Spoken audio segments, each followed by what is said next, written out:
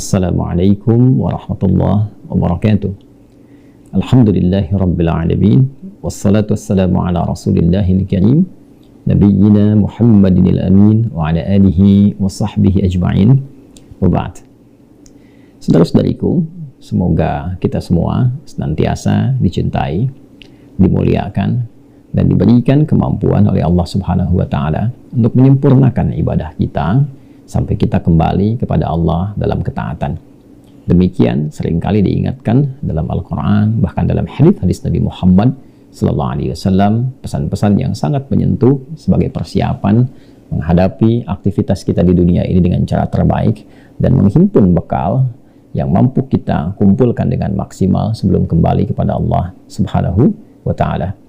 Demikian diantara ayat viral yang seringkali diingatkan kepada kita, bahkan sepekan sekali dalam kesempatan Jumat, yaitu Quran surah ketiga Ali Imran di ayat 102 itu. Ya ayyuhalladzina amanu taqullaha haqqa tuqatih wa la tamutunna illa wa antum muslimun. Hei semua orang yang telah menyatakan beriman, yakin tanpa ragu dengan segala yang Allah tetapkan, baik meyakini ketuhanan Allah Subhanahu wa Ta'ala, dan konsekuensi dari itu adalah menyempurnakan pengabdian dan penghambaan dalam bentuk ibadah kepada Allah. Ittaqullaha haqqa tuqatih. Tingkatkan takwamu kepada Allah dengan cara yang benar, dengan serius, dengan sungguh-sungguh, dan jaga itu semua sampai akhir hidup kalian. Wala tamutunna illa wa antum muslimun. Dan pastikan berusaha semaksimal mungkin hingga engkau wafat dalam keadaan sebagai hamba yang tunduk patuh kepada Allah Subhanahu wa Ta'ala. Teman-teman, ada yang sangat menarik dalam pengingat ayat ini, diantaranya ditekankan pada peningkatan takwa kepada Allah Subhanahu wa Ta'ala.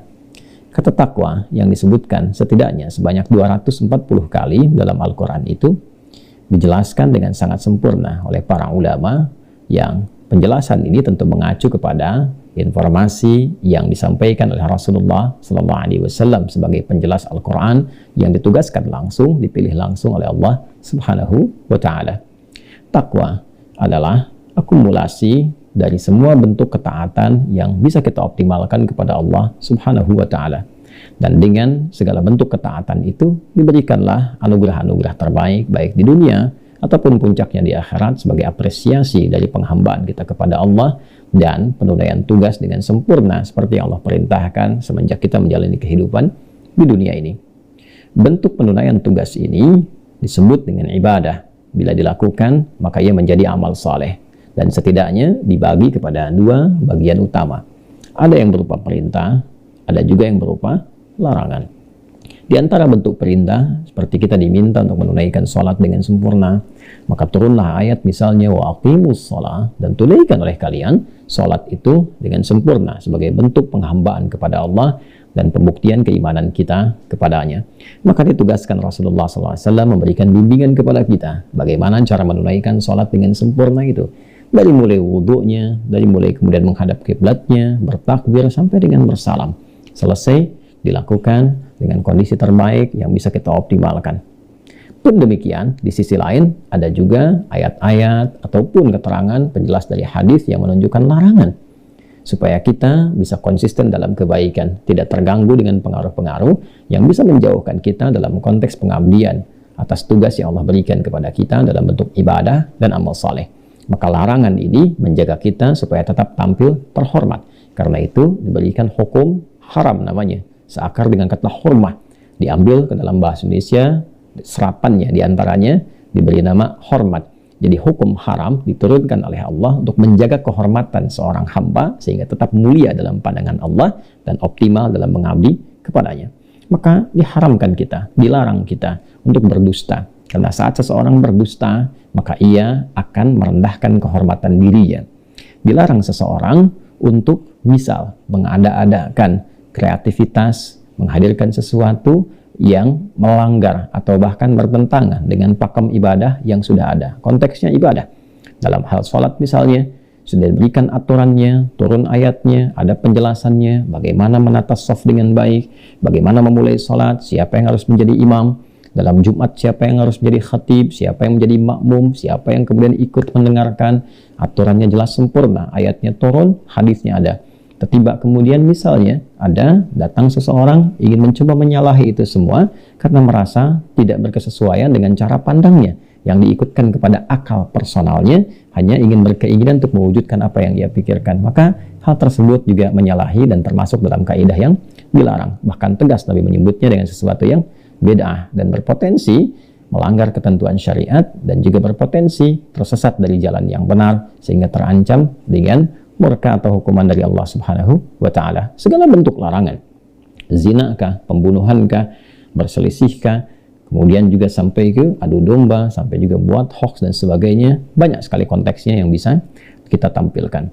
Baik perintah ataupun larangan, ketika kita optimalkan dalam menjalani kehidupan, baik dari sisi akidah, keyakinan kita untuk mengabdi dan menuhankan Allah Subhanahu wa Ta'ala, ataupun ibadah, implementasi dari keyakinan kita menuhankan Allah, maka kita mengoptimalkan pengabdian kepadanya.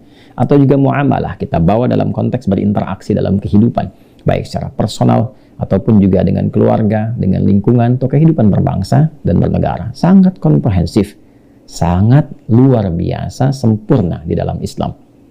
Dan dengan kasih Allah Subhanahu wa Ta'ala, dengan sayangnya, tidak dibiarkan seorang hamba kebingungan untuk bisa memikirkan bagaimana caranya bertakwa, bagaimana caranya ibadah, bagaimana caranya menghindari yang tidak Allah sukai.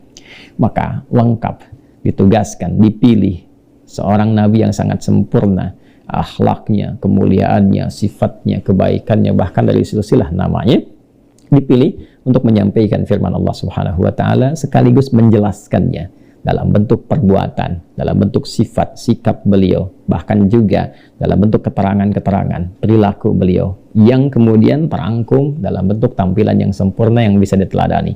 Dalam bahasa Arab disebut dengan uswah, dan diabadikan dalam Al-Quran di surat Al-Ahzab itu ketika Allah berfirman, laqad kana lakum fi rasulillahi uswatun hasanah. Dan sungguh Allah telah menetapkan pada kepribadian Rasulullah. Di situ ditekankan Rasulullah, bukan sekedar pribadinya sebagai seorang Muhammad SAW. Lebih dari itu, ada melekat sifat risalah kepada beliau. Dan dengan risalah itulah sempurna kemuliaannya untuk diteladani. Secara singkat, maka Allah memberikan kepada kita pedoman berkehidupan yang sempurna. Dari firman-Nya, terangkum dalam apa yang kita sebut sekarang dengan nama Al-Quran, bahkan langsung namanya dari Allah Subhanahu wa Ta'ala, diturunkan di hari yang mulia Jumat Sayyidul Ayyam, di bulan yang mulia Ramadan, malamnya mulia malam Al-Qadar, dengan utusan langit yang paling mulia Ruhul Amin Jibril alaihissalam kepada manusia termulia Muhammad sallallahu alaihi wasallam, maka diberi nama dengan Al-Quran. Quran surah kedua misalnya Al-Baqarah ayat 185 sempurna menyebut nama Al-Quran itu. Syahrul Ramadan alladzi unzila fihil Quran hudan linnas. Diturunkannya Al-Quran di bulan yang mulia Ramadan, di waktu yang mulia, melalui makhluk-makhluk yang mulia tadi, maka tujuannya adalah hudan linnas, memberikan pedoman berkehidupan yang sempurna untuk manusia. Dari mulai ia menjalani tugas berkehidupan sampai ia wafat kembali pada Allah Subhanahu wa Ta'ala. Berisi 30 juz, 114 surah. Bukan sekedar untuk dibaca, karena membaca untuk mengetahui isinya, setelah tahu, dipahami, dan diamalkan. Jadi Al-Quran, desainnya, konsepsinya adalah petunjuk berkehidupan, pedoman kehidupan yang sempurna, yang Allah firmankan, bukan kata-kata makhluk, bukan rekayasa manusia, bukan buatan manusia tertentu, tapi firman Allah sang pencipta kita, yang membimbing kita dengan sempurna berkehidupan.